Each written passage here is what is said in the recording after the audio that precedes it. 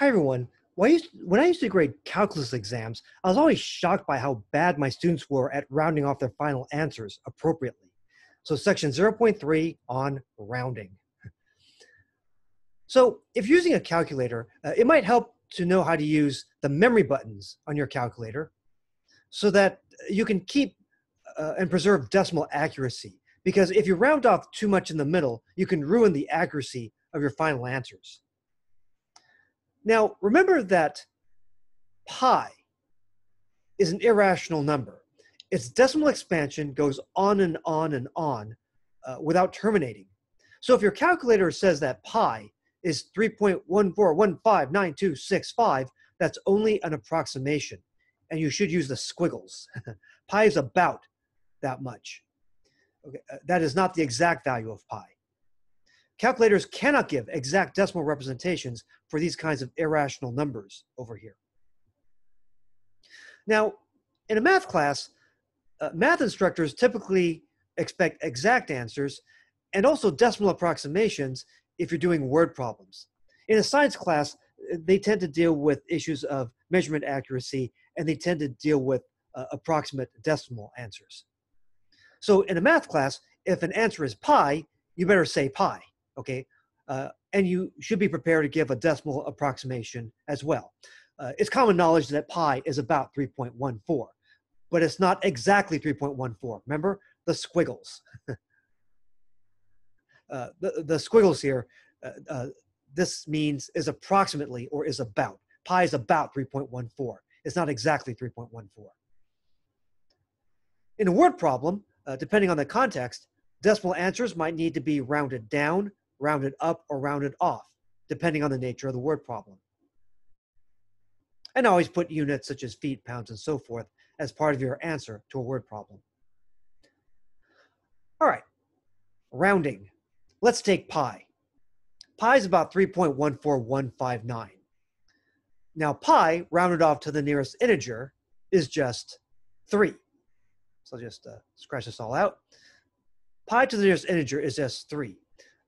The next digit here is a 1, which is a low digit, is less than 5. So pi rounds down to a 3. When you round off pi to the nearest integer, it rounds down to a 3. Now pi rounded off to the nearest tenth, or to 1 decimal place, is it 3.1 or 3.2? Well, the next digit is a 4, which is below 5. It's a low digit. So again, we round down to 3.1 because the 4 is a low digit. But what about pi to 2 decimal places, or to the nearest hundredth? That's 3.14, okay, because the next digit is a 1, again, a low digit. So we round down, we round off by rounding down to 3.14.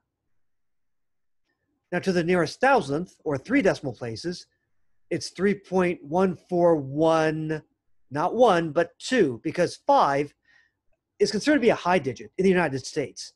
5 or higher, you round up. When you round off, you round up, in this case, to 3.142. In Europe, they play an even odd game with the 5, but in America, if you see 5 or higher, then you round up. All right. Consider a number written in decimal form. To count the number of decimal places the number is written out to, count all the digits to the right of the decimal point. To count significant digits, or significant figures, you locate the leftmost non-zero digit and count it and all digits to the right of it. So by these rules, and by the way, we like to have numbers rounded off to the same number of decimal places if we're adding or subtracting. We like to use numbers written out to the same number of Sig Digs or Sig Figs if we're multiplying or dividing. Also with Sig Digs or Sig Figs, you could have different units like inches, feet, and miles and have roughly the same level of accuracy if you're using significant figures, the same number. Okay, consider this, 70.1230. How many decimal places is this written out to? How many Sig Digs or Sig Figs is this written out to?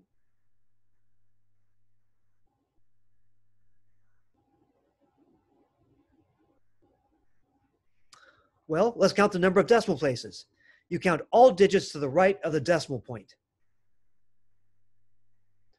1, 2, 3, 4, including the 0 here. Remember, if you're writing down that ending 0, that trailing 0, it means that we're assuming that we have the right to write that 0. We do have that level of accuracy. This is written out to 4 decimal places. There are 4 digits after the decimal point. But for Sig digs or Sig Figs, we start with the first leftmost non-zero digit, count it and everything to the right. 1, 2, 3, 4, 5, 6. We have 6 Sig digs or Sig Figs. All right. Now, what about this? The 0 to the left of the decimal point is optional, unless there are non-zero digits to the left of it, like the 7 over here. But here, the 0 is optional. 0 point, or just point, 0, 0, 1, 0, 2, 0. How many decimal places and how many Sig Figs is this written out to?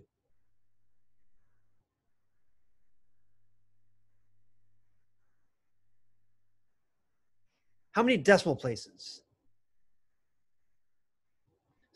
Okay, you start at the decimal point. You count these, 1, 2, 3, 4, 5, 6. So 6 decimal places. I sound like the count from Sesame Street. Ha ha ha. 6 decimal places. But you don't include that 0 there. That's optional. But you do include this last one. We're claiming that level of accuracy. But how many Sig Figs? How many Sig Figs? We start at the first non-zero digit. That's the 1 here. 1, 2, 3, 4. Again, you count that 0 at the end. 4 Sig Figs.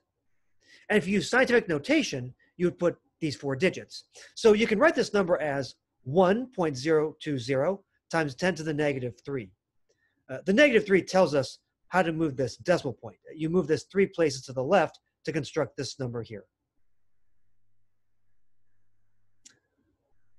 All right. If the exponent is positive, you move to the right, and you get a bigger number, a greater number, if it's positive. All right. Next up, absolute value. You think you know absolute value, and you don't, but you need it for calculus. Next time.